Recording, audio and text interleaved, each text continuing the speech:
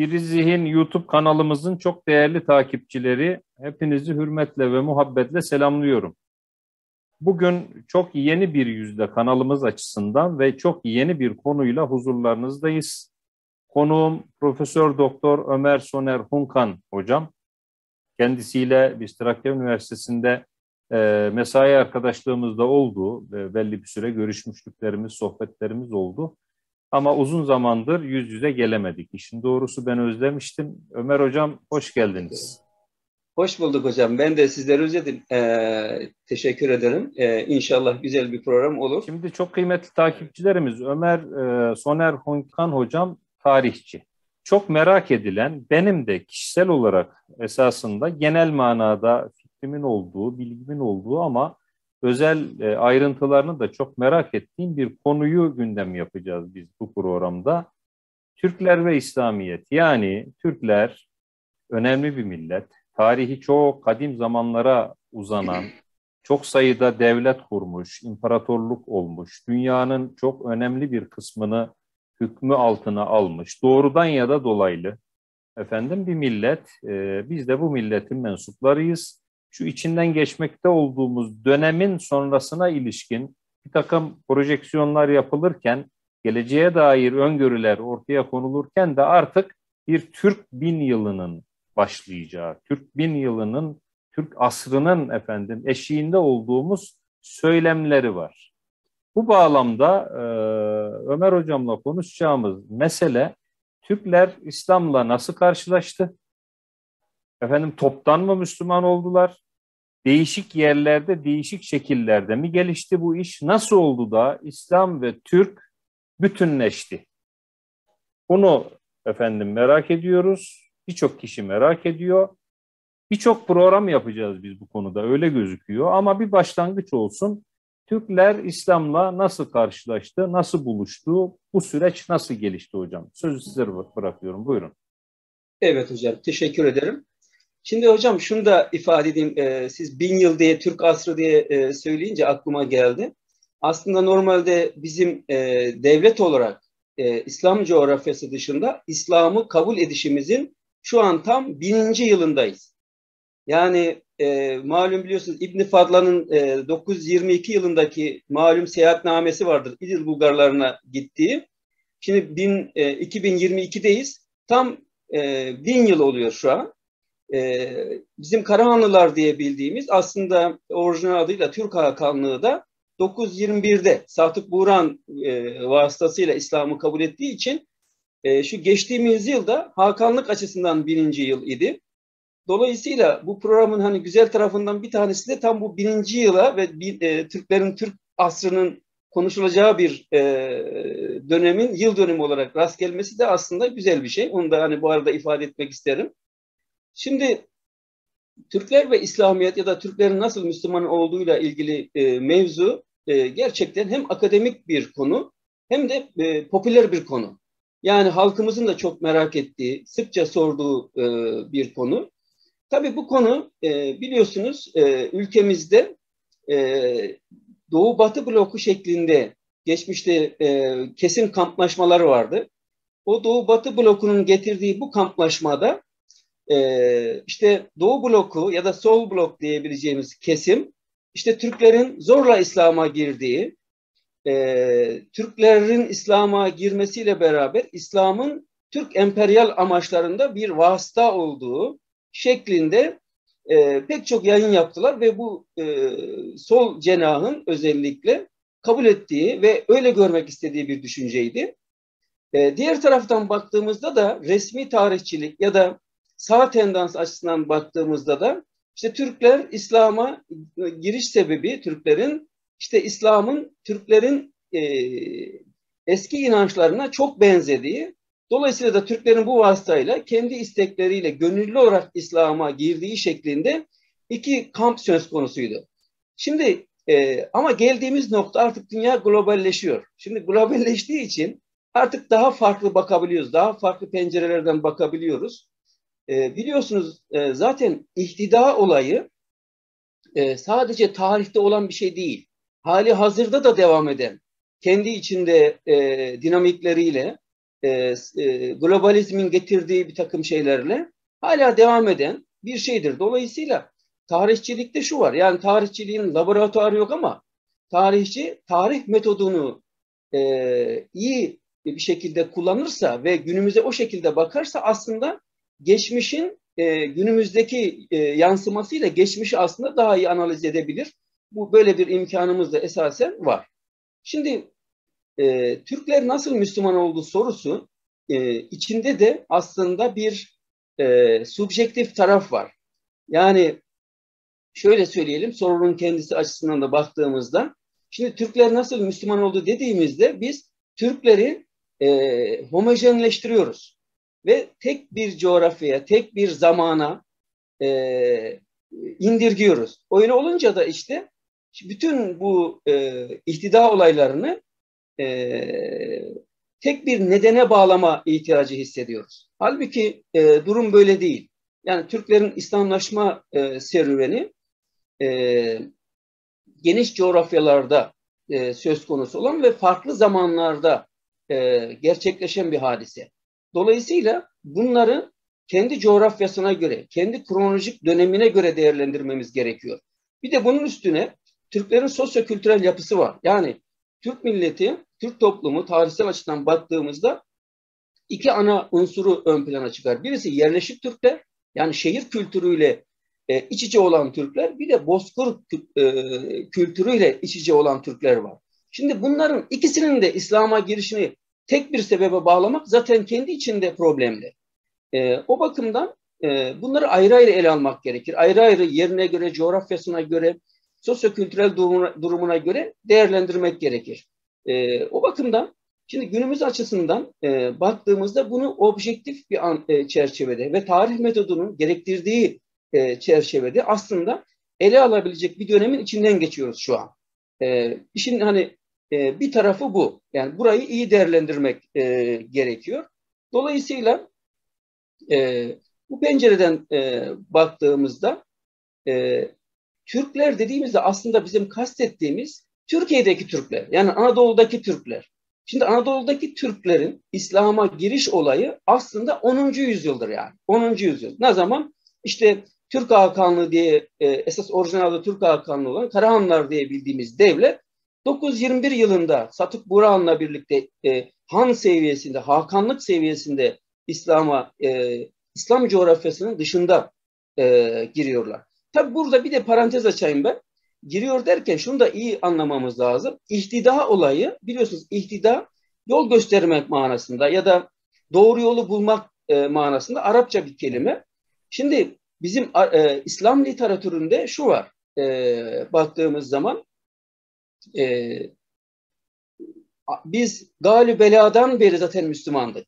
Dolayısıyla aslında bizim farklı bir dine geçişimiz değil, esas dinimize dönüşümüz söz konusu. Yani bunu da altını iyi çizmek lazım. Yani buradaki olay batıdaki o convert dediğimiz conversion'la, yani din değiştirme değil, asli dine dönüş şeklinde düşünürsek aslında İslam öncesindeki inançlarımızla da bağımızı kurmamız ve İslam'a nasıl yönlendiğimizi anlamamız bu anlamda biraz daha kolaylaşır diye düşünüyorum. Bu da önemli. Şimdi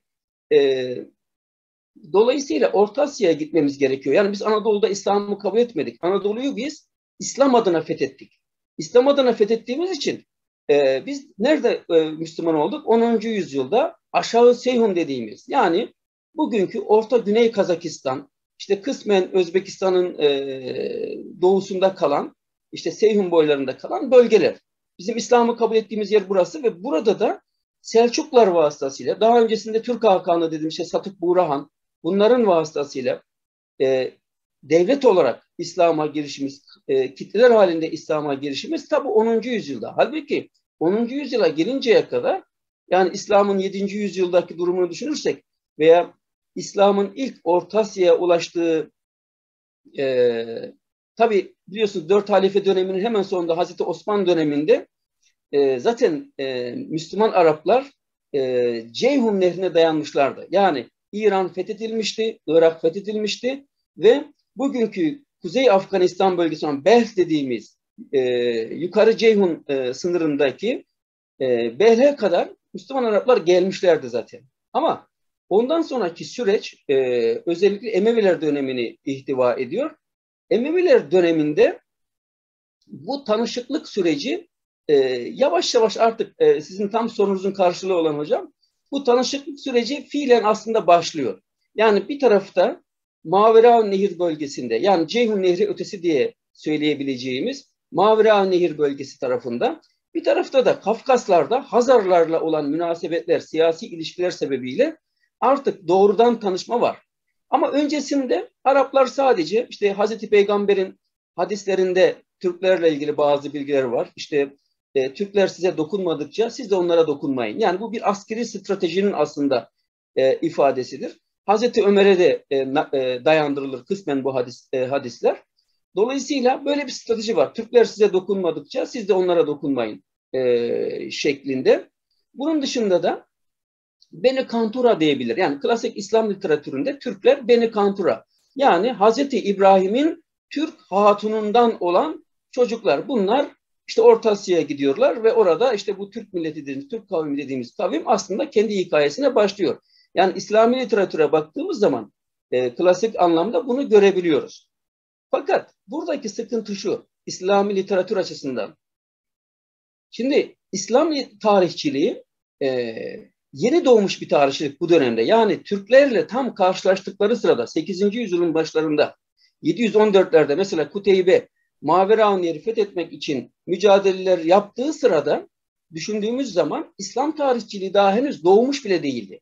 Biliyorsunuz malum İslam tarihçiliğinin özelliği başlangıçta hadis rivayetçiliğinden başlar. Yani isnat dediğimiz kaynak gösterme olayı daha sonra tarihçiliğe dönüşüyor. Nasıl tarihçiliğe dönüşüyor? İşte Hazreti Peygamber'in hayatı, onun gazalarını içeren bir tarih anlayışı İslam tarihçiliğinin doğuşuna vesile oluyor. Fakat bu İslam tarihçiliğinin doğuşu 11. yüzyıla kadar olgunlaşma süresini devam ettiriyor. Yani 11. yüzyıla geldiğimizde hatta 11. yüzyılın ortalarına doğru özellikle artık devlet kayıtları, yani arşiv, belge, diplomatik şeyler, vesikalar vesaire, bürokratik vesikalar, bunlar kullanılmaya başlandıkça o tarihçilik, İslam tarihçiliği belli bir olgunluğa doğru geliyor. Şimdi dolayısıyla öncesi itibariyle baktığımızda Türklerin İslam'la o tanışıklık sürecindeki neler yaşandı? Yani bir savaş yaşandı mı, işte olumlu ya da olumsuz, özellikle Mavera Nehir bölgesiyle ilgili anlatılan bir takım rivayetler doğru mu? Bunlar çok soruluyor bize. Yani kılıçla mı Türkleri zorla mı İslam'a dahil ettiler şeklinde. Şimdi o döneme baktığımızda İslam tarihçiliği mesela en klasik kaynağımız Taberi'dir. Taberi de 10. yüzyılın başında yazılmış. Yani onun meşhur Tarih-ül Ümem vel Mülük diye bildiğimiz eseri 10. yüzyılın başı 915.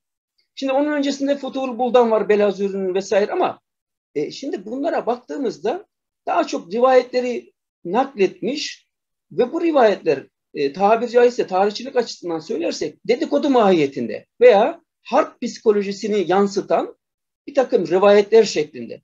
Şimdi öyle olunca işte biz tarihçi olarak o dönemi irdelerken elimizde hem bu dönemle ilgili Müslüman tarihçilerin tuttuğu kayıtlar hem de karşı tarafın kayıtları noktasında baktığımızda elimizde tarih belgesi niteliğinde güvenilir kaynağımız yok. Öyle olduğu için yani günümüze kadar gelmemiş yani. Öyle olduğu için bizim İslam tarihçiliğinde şu yapılıyor, hemen işte Emevilerle daha sonra Abbasilerin Türklerle olan ilişkileri açısından bakıldığında o klasik kaynaklardaki nakiller aktarılarak bir hava oluşturuyor. İşte bu havada da amatör tarihçiler ya da sol tendans özellikle oradaki bir takım ifadeleri alarak işte bak Türkler katledildi, şöyle kan döküldü. Mesela meşhur Talakan ya da Cürcan olayları vardır. İşte 40 bin kişinin kanı döküldü. O kan bir nehir gibi aktı. O nehir işte kan nehri bir değirmene uğruyor. Değirmenden dönen, o kanla dönen hamurla işte ekmek pişiriliyor ve müellep de bundan ekmekten yiyor ve Allah'a olan vaadini yerine getiriyor filan. Şimdi baktığınız zaman bunlar menkıbe gibi bir şey.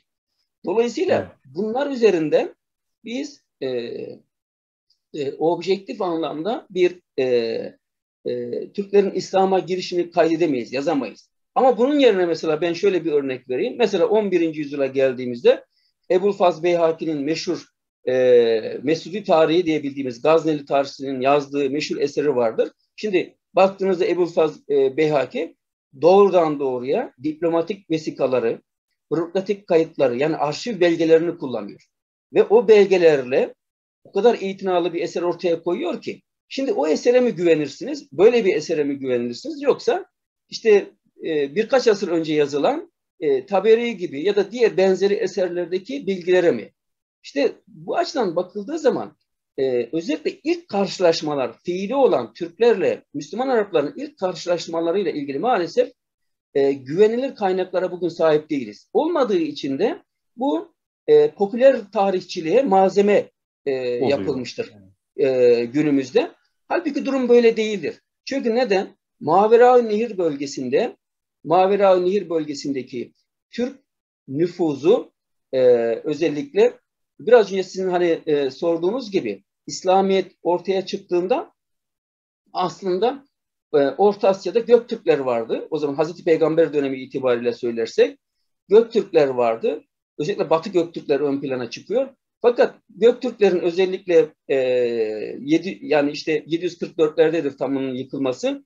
O süreçlerde batısında Türgişler vardır. Yani Mavera-Nehir bölgesini kontrol eden. Yani ana coğrafyası değildi. Ana coğrafyası bugünkü Kırgızistan.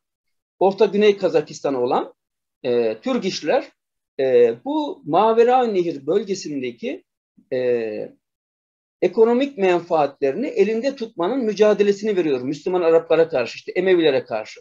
Hatta o vesileyle mesela elimizdeki o döneme en yakın kaynak Cahiz, meşhur Cahiz vardır Arap edibi. Onun Fedailül Etraf dediğimiz yani Türklerin faziletlerini esas alan hilafet ordusuyla ilgili kayıtları söz konusu olan Cahiz'in eserinde şunu görüyoruz. Yani artık bu Türk Hakanları Emevilerin işte Horasan valileriyle yavaş yavaş İslam üzerine münazara etmeye başlıyorlar. Yani diyor ki mesela Horasan emiri, Horasan valisi işte Emevilerin işte İslam mesela karşılıklı olarak atlarıyla karşı karşıya gelip sohbet ediyorlar. İşte diyor ki mesela Türk Hakanı öyle olduğunu tahmin ettiğimiz kişi Hakan ünvanlı çünkü diyor ki mesela zinaya karşı nedir onun adı? İslam'ın bakışı nedir? Veya hırsızlığa karşı İslam'ın bakışı nedir? Gibi veya yalan söylemeye karşı İslam'ın bakışı nedir? Diye soruyor. Şimdi karşılığında da Türk Hakanı bu soruların cevabını aldıktan sonra bizim kültürümüzde de böyle diyor. Yani bizde de mesela yalan söyleyeni biz şöyle yaparız. İşte hırsızlık yapanı işte ayaklarını bağlarız, işte ikiye ayırırız gibi cezalandırma yani ceza hukukuna dair bir takım şeyleri burada naklediyorlar. Fakat nihayetinde şunu diyor Hakan. Şimdi diyor biz İslam'ı benimsersek ya diyor bak şu görüyorsun buradaki bu kadar büyük kalabalık ordularım var benim diyor. Bunlar haraçla geçiniyor diyor. Yani bunlar savaşçılıkla geçiniyor. Avcılıkla geçiniyor diyor. O zaman ben bunları diyor neyle geçindireceğim? Eğer İslam'a girersek diyor. Yani burada şunu anlatmaya çalışıyor. Sosyo-kültürel açıdan ve stratejik jeopolitik açıdan İslam'a girmenin o topluma bir cevabının olması gerekiyor. Bunu işte görüyoruz. Sonra Emeviler dönemi bitince yerine biliyorsunuz malum Abbasiler geliyor ve Abbasiler Emevilere muhalif olarak ortaya çıkan Şam yerine Bağdat'ı merkez edinen Batı kültürü yerine yani Grek kültürü yerine İran kültürüne bağlı bir devlet Bağdat'ta. Şimdi bu da tabii zaman içerisinde mevali dediğimiz yani Emeviler döneminde mevali diye görülen yani Müslüman Arapların dışındaki Müslüman diğer kavimler işte Türkler, İranlılar vesaire dolayısıyla onları mevali olarak görüyor Araplar. İşte bu mevalinin kurduğu bir devlet Abbasi Devleti. Onun desteğiyle kurulan bir devlet. Öyle olunca Abbasi Devleti de kısa süre içerisinde İranlı bürokrasinin vesayeti altına giriyor. Şimdi İranlı bürokrasinin vesayeti altına girince halifeler tabii bundan rahatsız oluyorlar. Çünkü istediklerini indirip istediklerini çıkarıyorlar vesaire. Şimdi öyle olunca onlar da bu defa ne yapıyorlar? İranlılara alternatif Türk bürokrasisine dayanmaya başlıyorlar. Yani küçük yaşlarda devşirilen, işte Türkistan'dan, işte Hazar coğrafyasından Türkleri küçük yaşlarda 12-13 yaşlarında merkezine yani Bağdat'a getirtiyorlar. Bunları yine aynı şekilde temin ettikleri, benzer şekillerde temin ettikleri Türk kadınlarla evlendiriyorlar ve bunlar için Samerra'da ayrı bir şehir inşa ediyor Abbasiler. Ve daha sonra başkent de Samerra'ya taşınıyor. Yani bu Bağdat'ın yaklaşık 50 kilometre kuzeyinde olan bir şehir burası. Burada bir Türk şehri kuruluyor. Yani asker ordu şehri kuruluyor tabiri caizse. Ve burada yetişen Türk komutanlar bürokraside yerlerini alıyorlar ve kısa sürede İranlı hanedanları ya da İranlı bir takım bürokrasiyi tasfiye ediyorlar ve bütün Abbasi devleti batısından doğusuna neredeyse bu Türk valiler tarafından, Türk komutanlar tarafından yönetilmeye başlanıyorlar. Bunların sayısı ordu olarak da baktığımızda yani 8 binden başlar 80 bine kadar sürece göre değişir. Bu hangi tarihtedir? 836 ile 892 arasındadır. Şimdi öyle olduğu için Anadolu'nun mesela Müslüman Araplar tarafından, Abbasiler tarafından fethinde özellikle veya korunmasında bu Türk askeri bürokrasisinin ve askerlerinin büyük rolü vardır. Kimdir bunlar? Mesela Eşnas, Afşin, Boğa Es-Sagir dediği gibi veya Boğa El-Kebir yani büyük boğa, küçük boğa gibi muhtelif yazman mesela örneğin bunlar gibi böyle büyük Türk komutanları ta Anadolu'nun işlerine kadar yani Afyon'a kadar, Kütahya'ya, Erzurum'a kadar fetihlerde yer alıyorlar. Büyük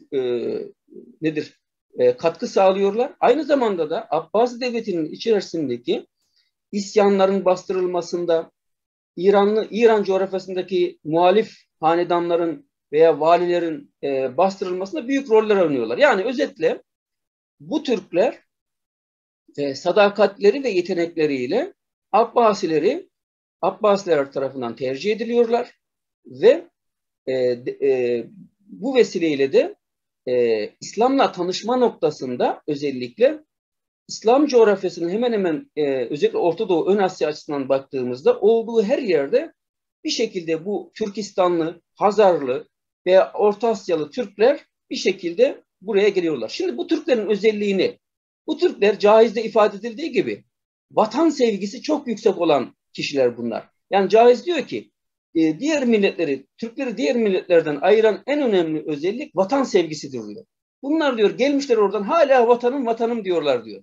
Bu bize şunu anlatıyor yani. Yani bunların bir kısmı Müslüman olup bu görevleri icra ettikten sonra değişik vesilelerle İslam'ı barışçıl yönde tebliğ edebilecek insanlara dönüşüyorlar. Yani kurumsal anlamda Abbasiler İslam'ı diplomatik yollardan ya da diğer yollardan Orta Asya'da yayabilecekleri bir kurumsallığa da ulaşmış oluyor. Şimdi bu hani bir devşirme ifadesi geçti. Daha sonra Osmanlı'nın da uyguladığı bir yöntem bu. Tabii. Yerli halkların çocuklarını devşirip, eğitip, yetiştirip bürokraside değişik şekillerde onları istihdam etmesi ve kendi kültürünün önemli unsurlar haline getirmesi. Şimdi Abbasiler bunu Türklere yapıyorlar. Tabii oralarda Abbasi devşirebilecek kadar egemen o zaman. O bölgelerde. Şöyle, tabii. Şimdi şöyle, devşirmelerin temin yolu vardır biliyorsunuz hocam. Şimdi Osmanlı dönemindeki devşirme sisteminin bu dönemdeki adı Gulam sistemi. Yani Abbasi hilafeti askeri bürokraside Gulam sistemine dönüşüyor. Daha doğrusu bu sistemi kullanıyor. Gulam sisteminin temininde şu var. Bir, bu Mavera Nehri'ne komşu oldukları için yani artık o Emeviler döneminde zaten özellikle Abbasilerin ilk döneminde işte 750'lere geldiğimizde Nasr bin Seyyar döneminde artık Mavera Nehri tamamen fethedilmiş Müslüman Araplar Seyhun boyuna dayanmışlardı. Yani Türklerle artık iç içeydiler sınır boylarında. Buralardan köle pazarlarından aldıkları çocukları mesela ne yapıyor orada diyelim ki Samani emirleri şeye gönderiyor. Bağdat'a hediye olarak gönderiyor. Veya oradaki Abbasi valileri hediye olarak bunlardan alıp temin edip işte 1000 kişilik, 3000 kişilik, 5000 farklı rakamlar var kaynaklarda. Bunları alıp Bağdat'a gönderiyorlar. Samarra'ya gönderiyorlar. Veya savaş yoluyla esir edilenler var. Seferler vasıtasıyla. Veyahut da şimdi aynı Osmanlı'da olduğu gibi Türkistan büyük bir bu gulam sistemi açısından büyük bir kaynaktı o dönemde. Sonraki dönemlerde de öyleydi gerçi ama burada mesela insanlar diyelim ki veba salgını çıkmış. Ki orta asırda veba salgını meşhurdur. Anneler ne yapıyorlar? Çocuklarını kurtarmak için bunlara zaten veriyorlar, gönüllü veriyorlar. Yani bunun gibi bir takım felaket şeylerinde, durumlarında da çocuklarını zaten daha iyi bir gelecek ümidiyle Müslümanlara satıyorlar veya veriyorlar bir şekilde.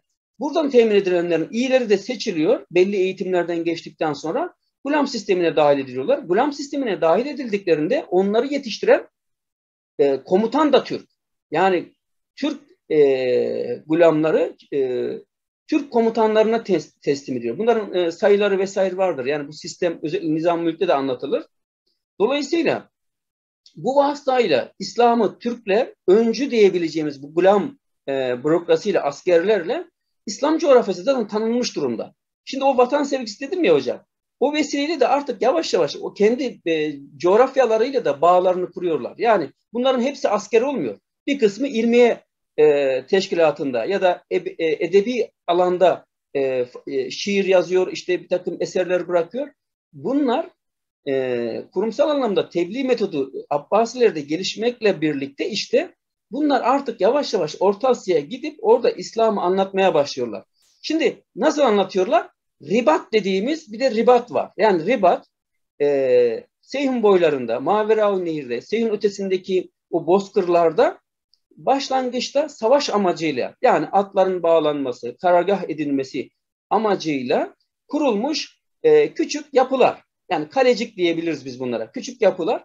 Bu yapılar işte Abbasilerin özellikle diplomasiyi kullanması, tebliğ metodunu kullanmaya başlamasıyla birlikte yani savaşın yerine bunlar artık zamanla Sufilerin Müslüman yani tüccar kılıklı diyebileceğimiz yani görünüşte tüccar ama gerçekte mutasavvıf olan şahsiyetlerin barınağı haline geliyor bu ribatlar. Ve o ribatlarda etrafında işte Müslümanlara Müslümanlar işte buradaki Türklere işte getirdikleri ticari malları vesaire satıyorlar. Onlardan karşılığında onların ürettiklerinden alıyorlar. Bu vesileyle İslam dünyasının medeni seviyesi o ticari şeyde aslında ortaya da çıkıyor aynı zamanda. Yani revaçta olması, tercih edilir olması, insanların gönlünün yavaş yavaş hani İslam dünyasına doğru meyledilmesinde o bir somut örnek teşkil etmeye başlıyor.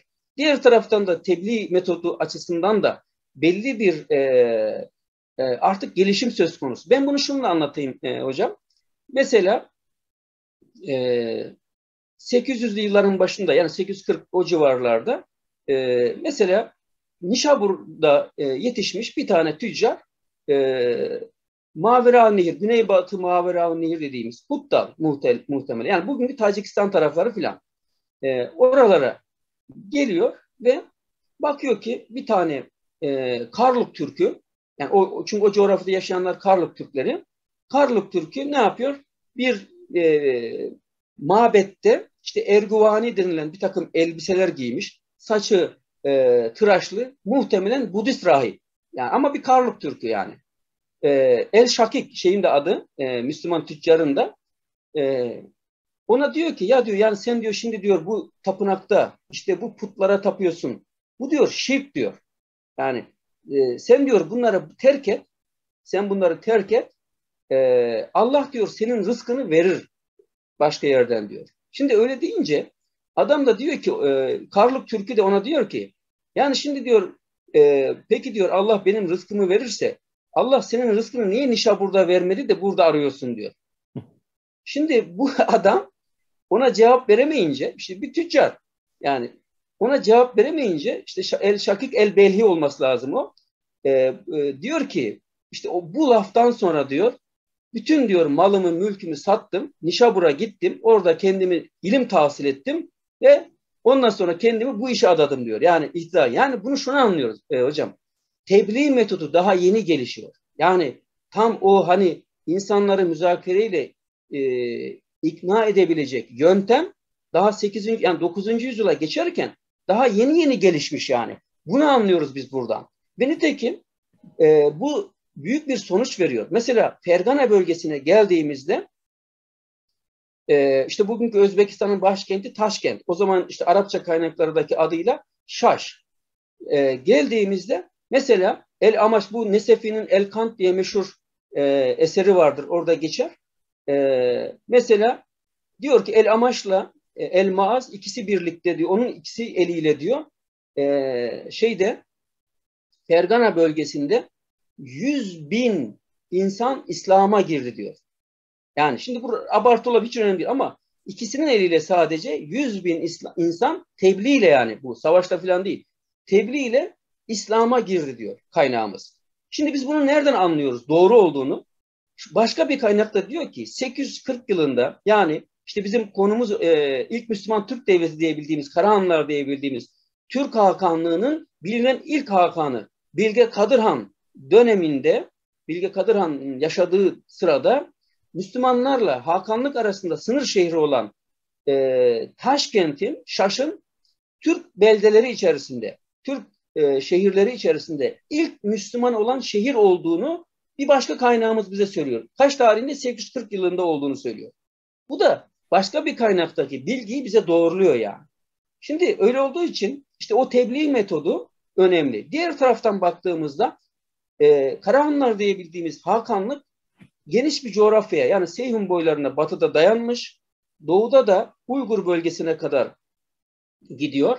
Öyle olduğu için onun oluşturduğu o siyasi birliğin içerisinde bu Müslüman Sufi vaizler rahatlıkla ne yapıyorlar? İslam'a, daha doğrusu ticaret yapma imkanlarına sahipler. O güven, siyasi güven, istikrar içerisinde. Bu da baştan başa Türk Hakanlığı'nın tabanında 10. yüzyıla geldiğimizde yalnız artık bir asır sonra tabanında İslam'ın bu Müslüman Sufi vaizler vasıtasıyla ribatlar çerçevesinde artık geniş bir taban tutmaya başladığını görüyoruz. Şimdi bunun sonucunda hocam tabii tabanda İslamlaşmaların olduğunu artık kaynaklar bize nakletmeye başlarken bir de bunun üstüne artık siyaseten de gerek Türk Hakanlığı olsun, işte gerek İdil Bulgarlar olsun, hatta daha sonra 985'lerde meşhur Selçukların atası Selçuk Bey olsun, bu gibi Türk liderler de İslam'a girmeleri halinde İslam'ın kendilerine sağlayacağı ekonomik menfaatleri görüyorlar. Siyasi menfaatleri de görüyorlar. Öyle olunca tabanda İslam yayılmış belli ölçüde. Siyaseten de yukarıdaki boy beyleri ya da siyasi otorite İslam'ı kabul edince işte orada kendiliğinden kitlesel İslamlaşmalar söz konusu oluyor. Yani mesela işte 960 yılına geldiğimizde mesela Baytaş Arslan Musa Balasagun'da, Baytaş Arslan Musa döneminde işte El Kalamati vardır, meşhur fakihler, kelamcılardan bir tanesi. Onun döneminde mesela kaynağımız diyor ki İbn Esir bu sene diyor, yani 960 yılında Türklerden 200.000 hırka Müslüman oldu diyor. Şimdi hırka bizim Türkçedeki karşılığı büyük çadır ama oba diyebiliriz biz buna. Yani 200.000 oba Müslüman oldu diyor tabiri caizse.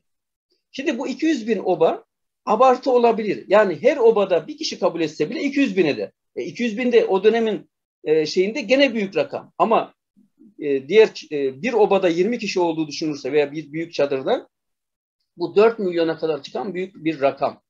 Şimdi öyle olduğu için toplu ihtidalar söz konusu oluyor. Şimdi tabii bu toplu ihtidalarda şunu da unutmamak gerekiyor hocam. Şimdi Türkler iki sınıfta. Birinci sınıf bozkırlı, bir diğer sınıf şehirli sınıf. özellikle Maveraunehir tarafına gelirken orada daha çok kozmopolit bir yapı var. Yani sadece Türklerden ziyade işte ateşkedeliğe inananlar, Mecusiler, Yahudiler, Hristiyan, Türkler, farklı inançtaki diğer işte Budist vesaire, Maniheist, bu tarz Türkler var. Bunlar şehir kültürüne sahip şeyler ve bunlarla karşılaşma, İslam'ın karşılaşması 8. yüzyıl. Ama biraz önce anlattıklarım 10. yüzyıldaki olaylar ve başka coğrafyalar, yani daha ötede, Seyhun ötesindeki coğrafya.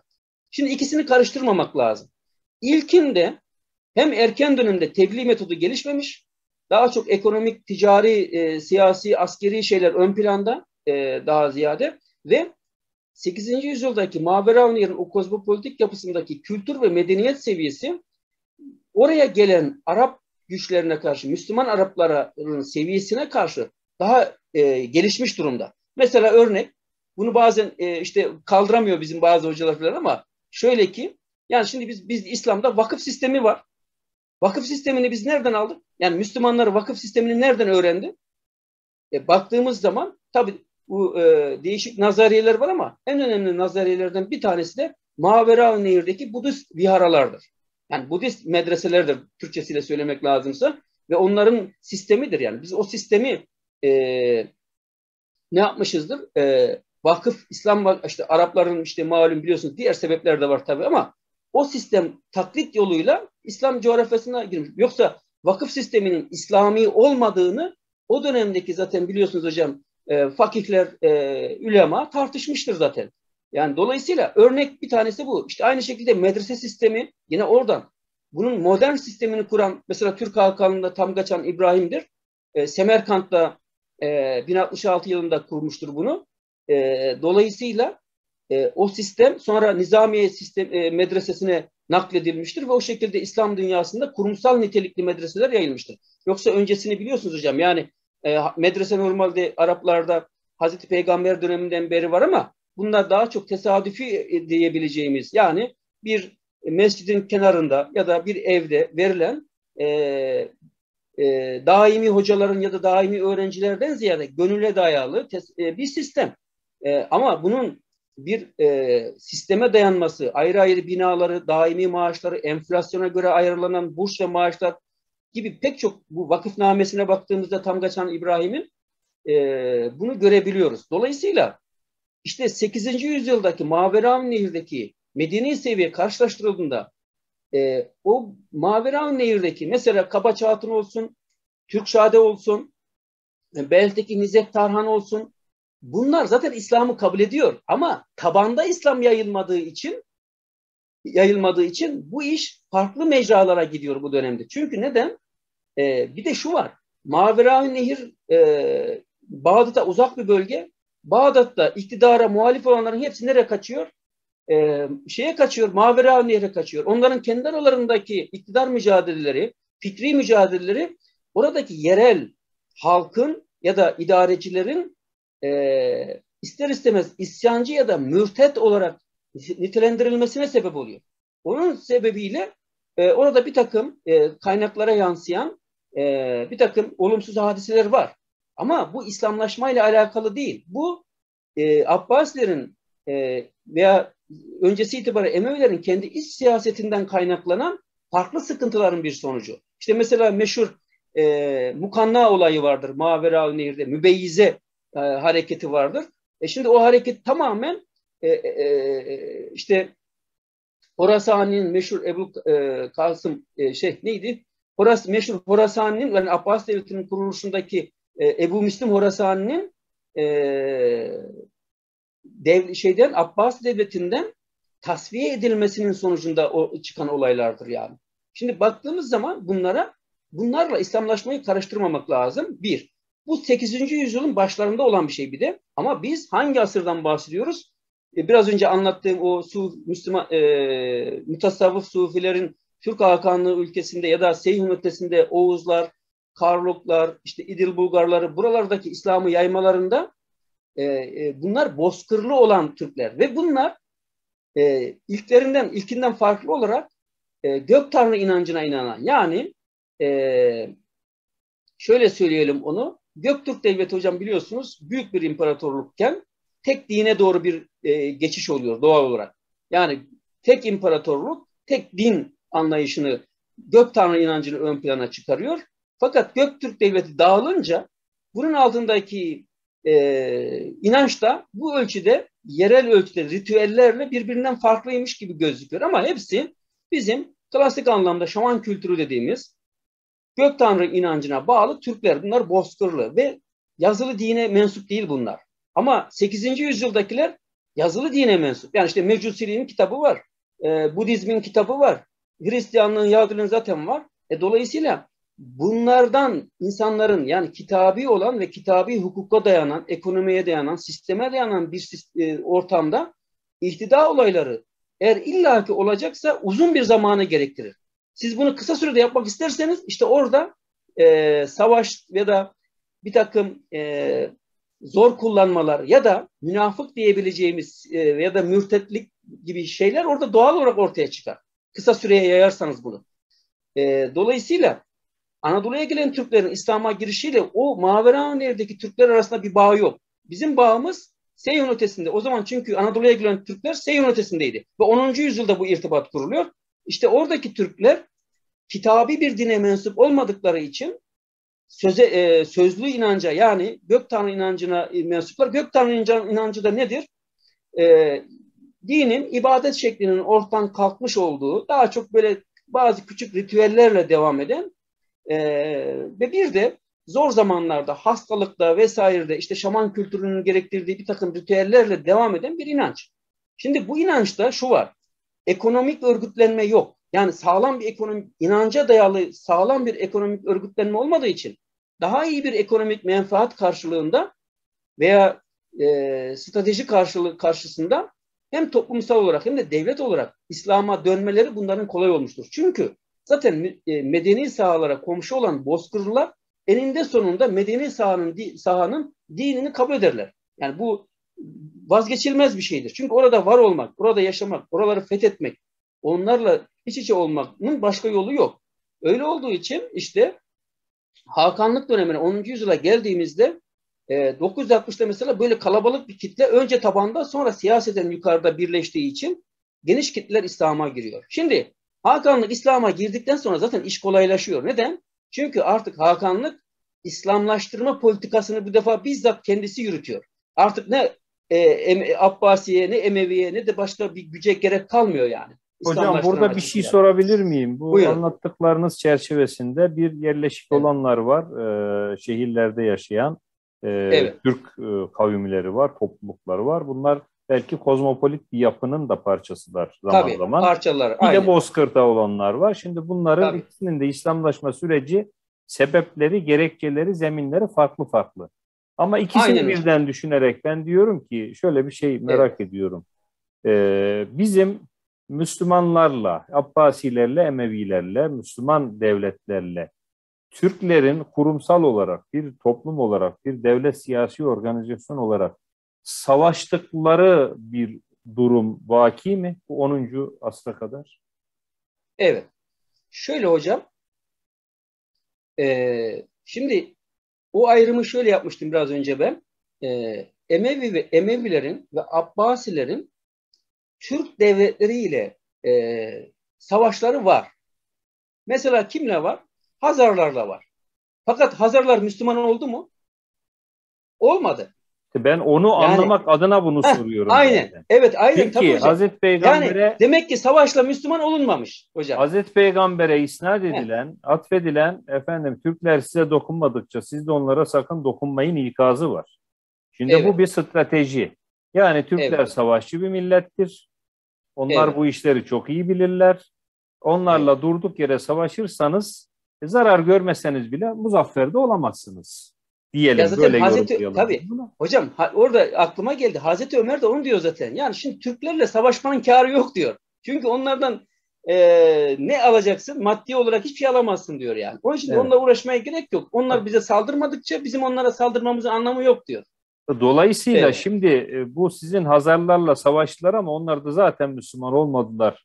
Ben o cevabı beklediğim için böyle bir soru sordum. Maveraun Nehir'de de hocam. Evet. Burada hocam, Müslümanların politikası, stratejisi bugün soft power dedikleri yumuşak güç uygulaması, onlarla değişik Aynen. alanlarda ilişkiler kurarak kendilerini hem örneklik olarak hem düşünce, fikir, inanç olarak tanıtmaları, onların gönlünü kazanmaları suretiyle olduğu gözüküyor şu ana kadar Evet. anlatılanlardan. Hocam şöyle bir 5-6 dakika daha devam edelim. Siz bu Tamam. çerçeveyi bir toparlarsanız sonraki Tamam. programlarda şimdi Müslümanlar, Türklerin Müslüman olmasıyla gerek bu gulam sistemi üzerinden, gerek işte onları bürokrasi, askeri bürokrasi, sivil bürokrasi dahil etmeleri, gerek başka türlü İslam ve Müslümanlar ne kazandı? Peki Türkler ne kazandı buradan? Onları ayrı ayrı işleyeceğiz ileride programlarda. Şimdi bu Tabii hocam. çerçevede 10. yüzyılda siyasi olarak işte Karahan Devleti'nin, Satuk Buğra efendim, Evet. altta zaten oluşmuş bir taban var, Müslümanlaşmış. Evet. Efendim Evet. gönülleri oraya kaynaşmış Müslümanlarla. Bunun üzerine yapılacak da çok bir şey yok. Zaten başta bir Hakan'ın ya tamam biz bizim Evet. inandığımıza, bizim düşüncelerimize uygulama benziyor ama şimdi biz zaten savaşçılıkla geçiniyoruz. Bu insanların ekonomik durumunu ben ne yaparım? O da ayrı bir soru işareti benim zihnimde. Onu bir başka vesileyle konuşuruz. Evet. Efendim. Dolayısıyla kitlesel şeyler belli bir birikimin sonucunda ortaya çıktı. Sonraki Evet. tarihi kaynaklarda bunu kaydetti. Şimdi bu çerçevede ilave edeceğimiz, eksik kalmasın dediğimiz hususları alalım hocam. Buyurun. Tabii. Hocam şimdi şöyle yani Anadolu'ya gelen Türklerin İslamlaşmasında dediğim gibi devlet olarak Türk Hakanlığı'nın yani Karahanlıların, Selçukluların özellikle rolü var. Bunlar da özellikle Türk Hakanlığı dönemi itibariyle bakarsak e, İslam'ı Türk Hakanlığı Mutasavvıf Şeyh Ebu Nas Samani vasıtasıyla kabul ediyor. Neden? Çünkü o zaman Satuk Burhan daha henüz Satuk Tegin seviyesinde yani bir prens seviyesinde daha 12 yaşında. Çünkü babasının hakları gasp edilmiş. Bunları geri alacak. Şimdi o esnada da işte Ebu Nas Samani ile tanışıyor. İslam'a giriyor. Mavera Nehir gazilerinden aldığı destekle Bozkırlardaki işte diğer Türklerden aldığı destekle Hakanlığı ele geçiriyor. Tahtına oturuyor. Ve onun oğlu döneminde de özellikle İslam yani 921 yılında Satık Buğrahan vasıtasıyla Türk Hakanlığı İslam'a giriyor ama tüm Hakanlıkta İslam'ın tam teşekküllü yer tutması 960 yılında onun oğlu olan Baştaş Arslanhan Musa döneminde oluyor. İşte bu da büyük bir ihtilai yani 200 bin hırka dediğimiz yani bu yaklaşık işte 2 milyonla veya 1 milyonla 4 milyon arasında değişen bir rakamdır bu. Kaynağın ifadesiyle. Bu da bize şunu gösteriyor. Tabanda İslam kabul edilmiş. Bunu da bizi dediğim gibi ne doğruluyor? Bize bunun doğru olduğunu ne gösteriyor?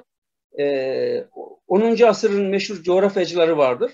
10. asrın coğrafyacıları, Müslüman coğrafyacıları artık Seyhun ötesindeki Türk ülkesini anlatırken beldelerini, şehirlerini vesaire oraları bahsederken işte merkezlerinde mescitler olan, tekkeler olan, medreseler olan, camiler olan yerler olarak anlatmaya başlaması artık tabanda bu işin de kabul gördüğünü bize gösteriyor.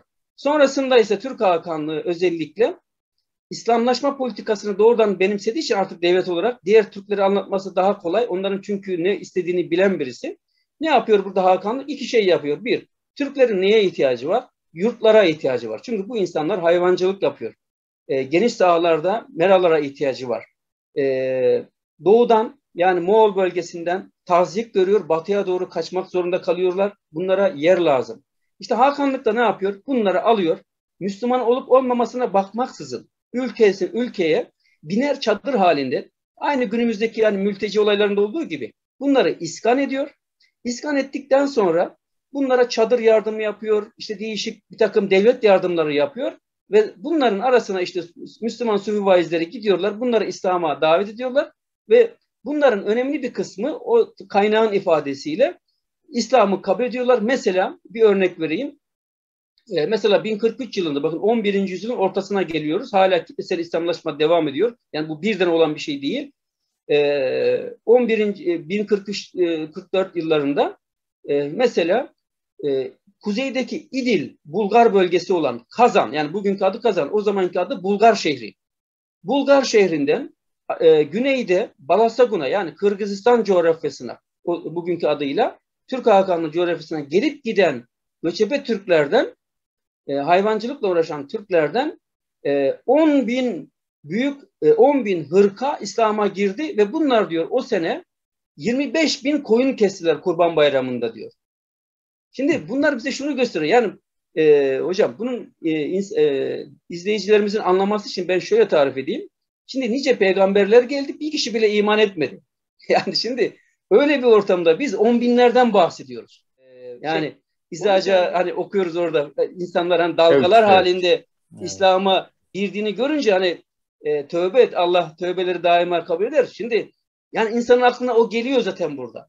Yani çünkü insanlar dalgalar halinde gerçekten Türkler, bu Türklere mahsus bir şey bir de. Yani bunu gerçekten ne Araplarda ne Kuzey Afrika'daki İslam'ın yayılışını, yani bir de biz şunu biliyoruz. İhtida olaylarında aslında üzerinde durulması gereken en önemli şeylerden bir tanesi de farklı bölgelerdeki ihtidalarla bu Orta Asya'daki Türklerin ihtidaları henüz daha mukayese edilip karşılaştırılmadı.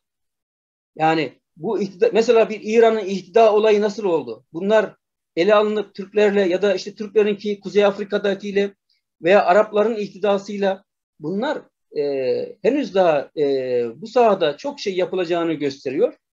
Bunun Türklerin İslamlaşmasının nasıl olduğunun net olarak anlaşılması şuna bağlı benim kanaatim.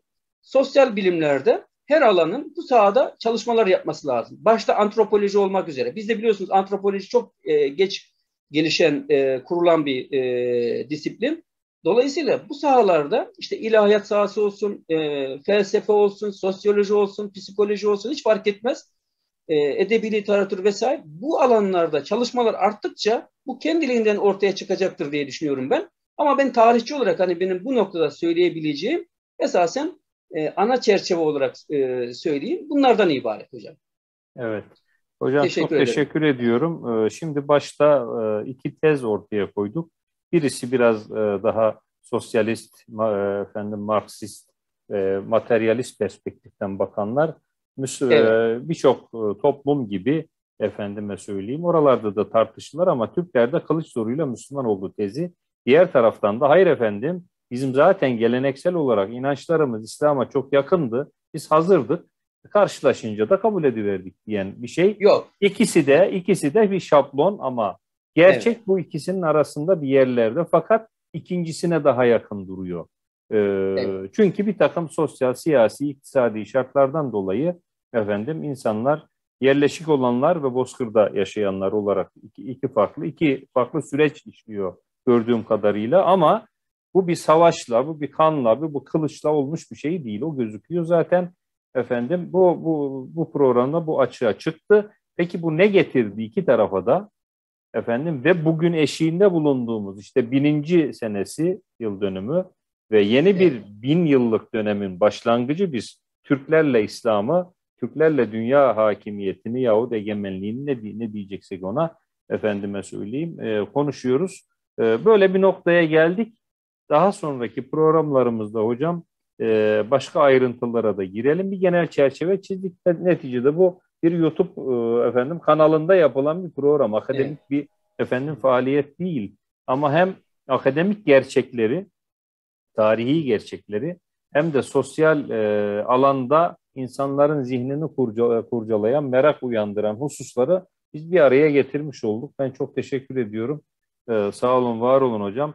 Sonraki programlarda görüşmek üzere. Son mesajınız varsa onu da alalım ve kapatalım. Buyurun. Hocam son mesajım şu esasen. Şimdi sadece İslam değil, İslam öncesi diğer Türk devletlerine de baktığımızda Türklerin savaşla din değiştirdiği hiçbir din yok.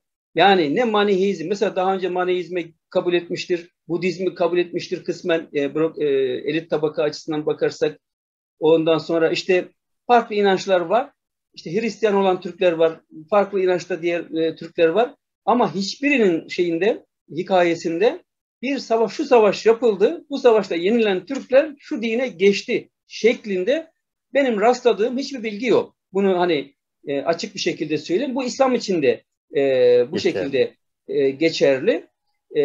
Özellikle İslam'ın benzeyiş noktasında özellikle ben şöyle yorumluyorum onu.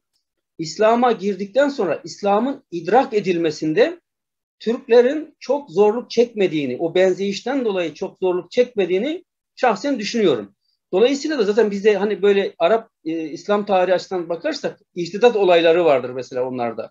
Bizde olmamıştır bu. Yani şimdi dolayısıyla bizim inancımızda bunun olmamasının sebebi İslam öncesi inancımızın İslam inancıyla zaten biraz önce söylediğim gibi gök tanrı inancı tek tanrı inancına bağlı ve ilahi bir menşeiden geldiğiyle ilgili Orhun kitabelerindeki ifadelere baktığımız zaman bunu net anlarız. Yani Orhun kitabelerinde Allah'ın adıyla başlıyor. Tanrı adıyla başlar zaten eser orada onunla başlıyor.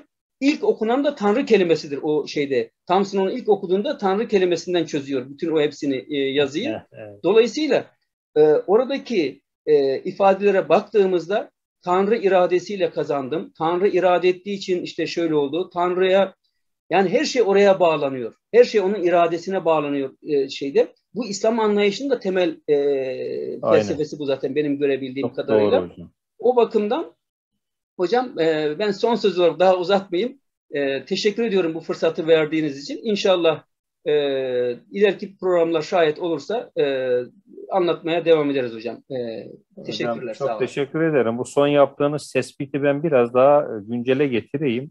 Bizim Evet. insanımız, bizim milletimiz diyelim, hiçbir konuda metazoriyi, zorlamayı sevmez zaten. Zorladığınızın aksine gider.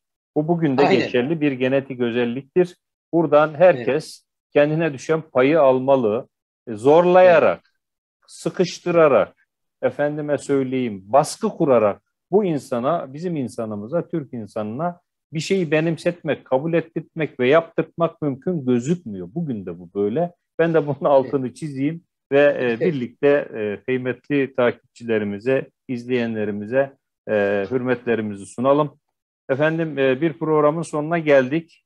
Ömer Soner Hunkan hocamız kısa zamanda önemli tespitlerle bir çerçeve bize çizdi. Sonra bunu devam ettireceğiz.